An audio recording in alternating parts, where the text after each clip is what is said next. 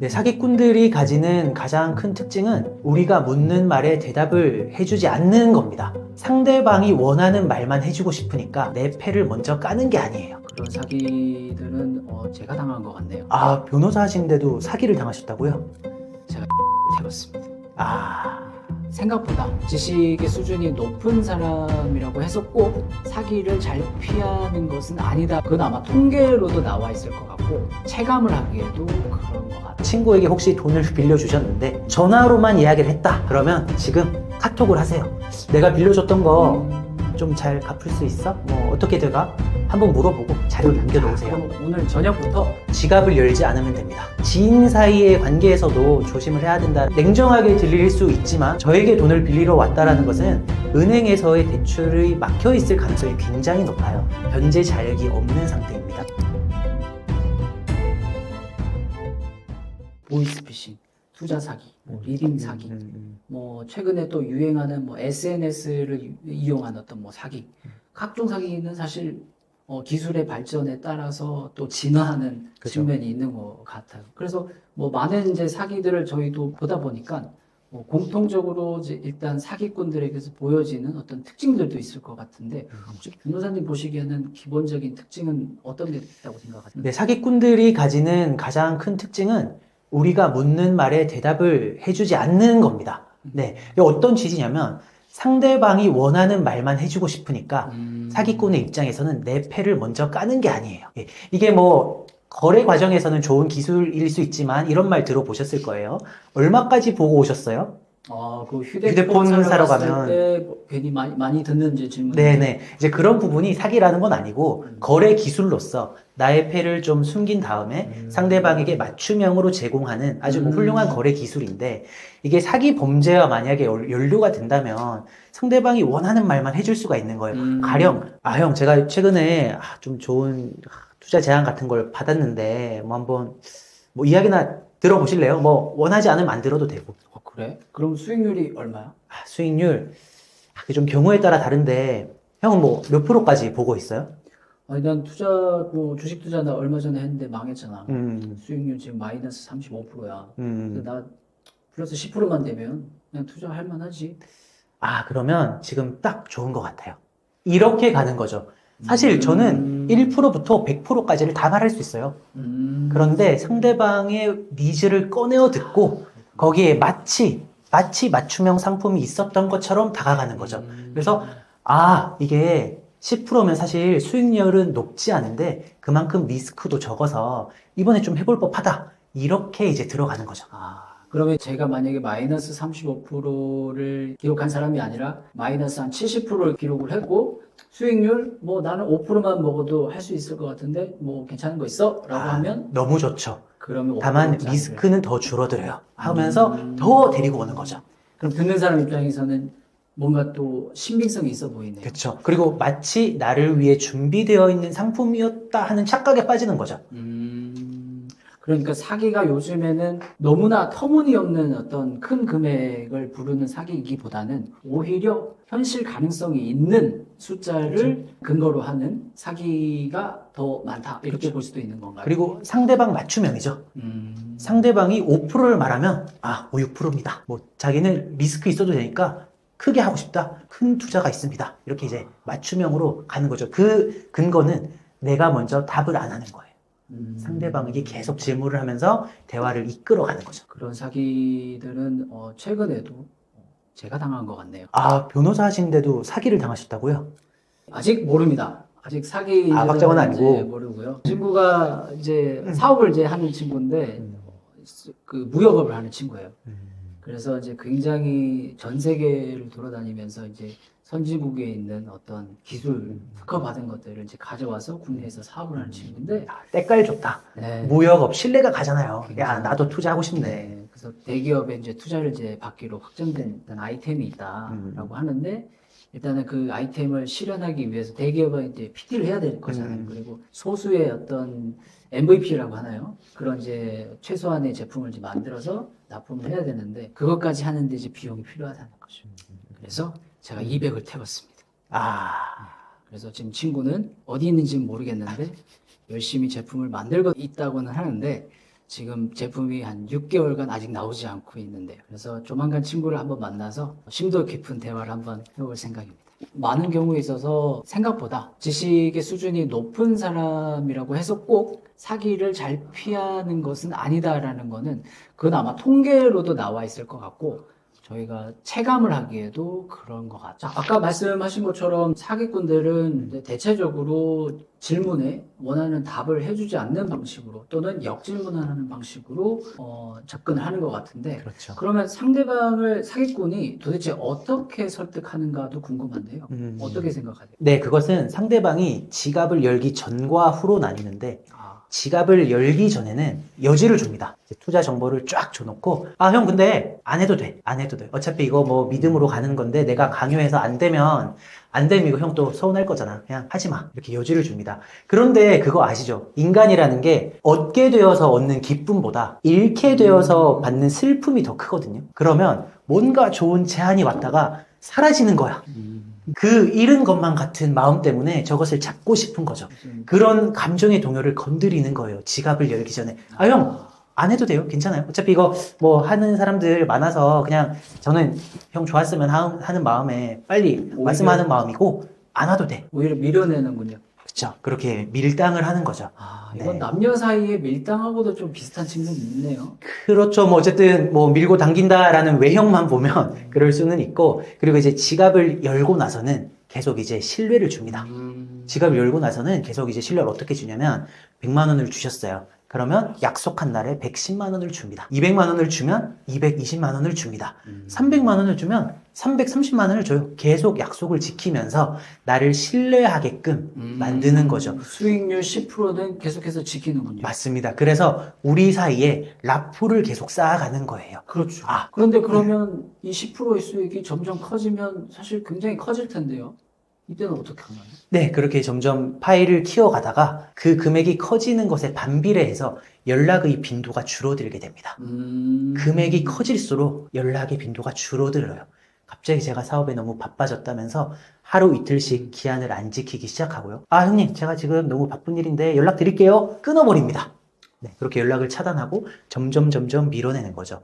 오히려 이게 좀 또 연애 관계라고 말씀을 해주셔서 그런데 처음에는 막 불타올랐다가 막 연락이 이제 뜨문뜨문해지는 것 마냥 금액이 커질수록 이제 연락의 빈도를 줄여가는 거죠. 그렇군요. 그러면 결국에는 더 많은 투자금을 얻기 위한 어떤 이제 수단으로서 이렇게 수익률을 지키다가 결국에 사기꾼이 원하는 정도의 투자금 거액을 받게 되면은 그때부터는 차입힐 시간을 미루고 맞습니다. 투자금을 돌려주지 않는다. 맞습니다. 이런 방식으로 진행이 된다는 것이죠. 네, 그렇습니다. 초반에 라포를 형성할 때 그는 사기를 인지하기가 쉽지는 않은 것 같은데 그럼에도 불구하고 사기에 넘어가는 이유는 뭘까요? 네, 사기에 넘어가게 되는 이유는 이제 상대방에 대한 신뢰 때문인 거죠.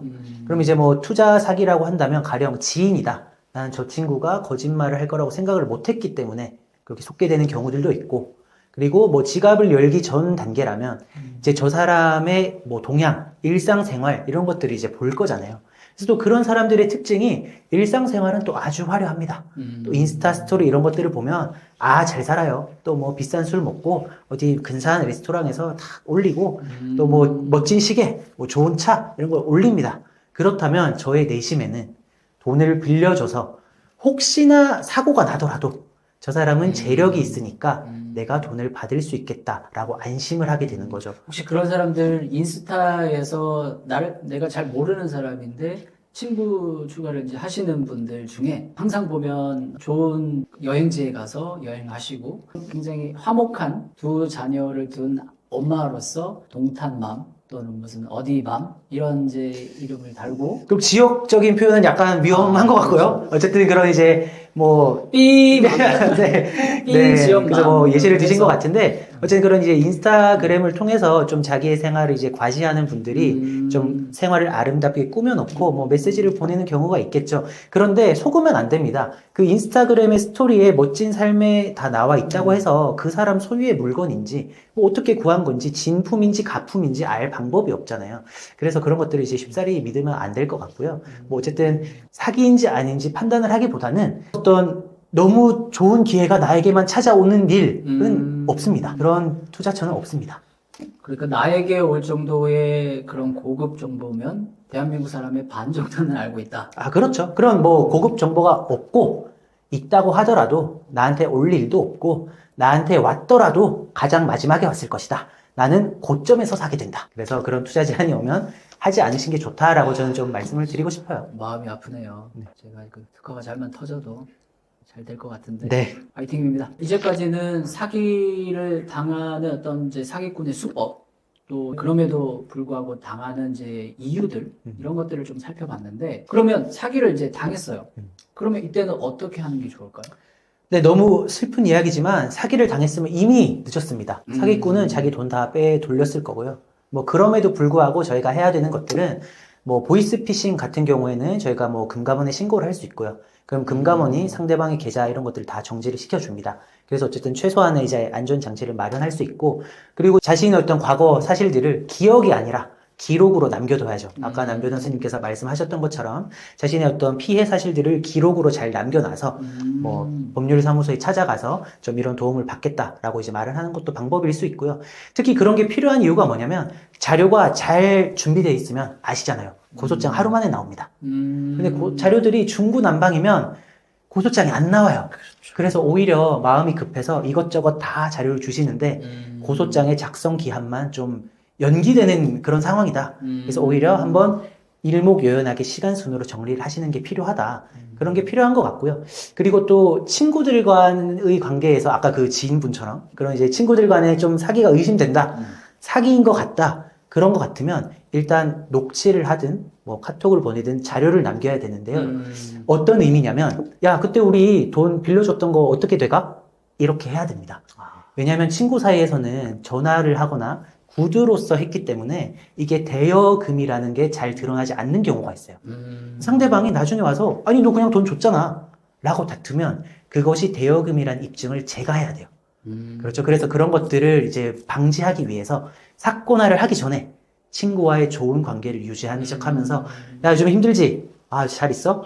아 근데 나도 요즘 힘들어서 그런데 좀 그때 빌려줬던 거 어떻게 돼가? 이렇게 하면 상대방이 야, 나도 노력하고 있어. 빨리 갚을게. 나 준비하고 있어. 이런 말들을 하잖아요. 그러면 그게 대여금이라는 것으로 인정이 되기 때문에. 그럴 수밖에 없겠네요. 왜냐하면 우리가 친구 사이에 금전거래를 하면서 사실 차용증을 쓴다든지 투자 계약서를 쓰는 것은 사실 상상하기 힘들거든요. 맞아요, 맞아요. 그때 발생하지 못했던 그런 이제 계약서나 이런 문건들을 대신해서 그걸 우리가 이제 카카오톡 대화나 전화 통화 녹음을 통해서 간접적으로 이런 투자 사실, 차용 사실을 입증할 수 있다는 말씀인 거죠. 네, 맞습니다. 그래서 지금 우리 시청자 여러분들도 친구에게 혹시 돈을 빌려주셨는데 전화로만 이야기를 했다. 그러면 지금 카톡을 하세요.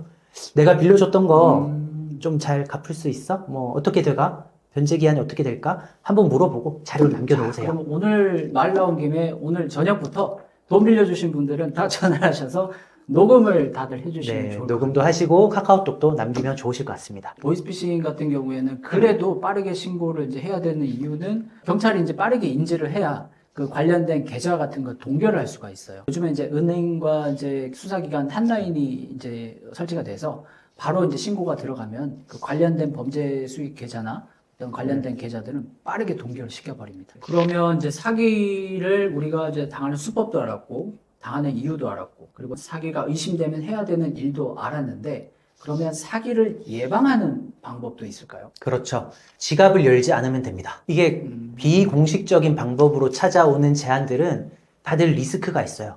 왜 이렇게 좋지? 하는 상품은 없습니다. 아까도 말씀드렸지만 그런 상품은 첫 번째 없고요. 네, 나에게 찾아올 리도 없습니다. 나에게 찾아온다고 하더라도 저는 고점에 물리는 겁니다. 그래서 지갑을 열지 않는 것이 좋고요.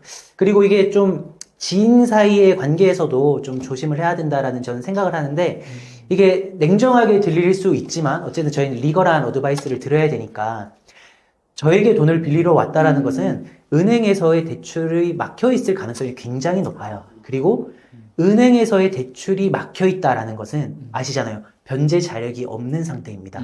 그리고 법적으로도 아시겠지만 변제 자력이 없음에도 불구하고 나에게 변제 자력이 있는 것처럼 기망해서 돈을 빌려가는 것은 사실 사기 행위잖아요. 형법상 사기 행위이기 때문에 변제 자력이 일단 없다라는 허들을 넘으신 분들이에요. 그런 분들이 저를 찾아와서 돈을 빌려달라고 하는 거예요. 그렇다면 돈을 빌려주지 않는 것이 차라리 나을 수 있다. 그래서 우리 이제 어른들이 하시잖아요. 차라리 돈 주고 치워라. 예, 차라리 돈을 줄 각오로 주거나 그것을 빌려주고 뭐 돌려받는다는 생각을 하지 않는 것은 좋다. 그래서 지갑을 최대한 열지 않는 것이 좋다. 이제 그런 말씀을 드리고 싶어요. 그래서 저는 아까 말씀드린 것처럼 지인 간의 거래도 좀 하지 말자라는 주의인데 실제로 그렇게 좀 친했던 사이에서 좀 이런 사기, 사건화가 되는 경우들이 종종 있는 편이죠. 최근에 그렇지 않아도 판결이 하나 난 게 있습니다. 사기 사건인데 중학교 동창 친구가 있었어요. 중학교 때부터 친구니까 지금 이제 그 청년은 사실 이제 30이 넘은 친구고요. 그러니까 중학교 때부터 지금까지면 약 한 13, 14년 정도 되는 이제 지인인 거죠. 굉장히 이제 친한 친구였고 같이 운동을 하던 이제 축구를 했습니다. 그래서 같이 운동까지 했던 친구였기 때문에 사실 굉장히 막역한 친구였던 거죠. 그런데 그 친구 중에 한 명이 서울에 와서 일단 장사를 하기 시작을 했고 장사가 잘 되니까 술집을 했습니다.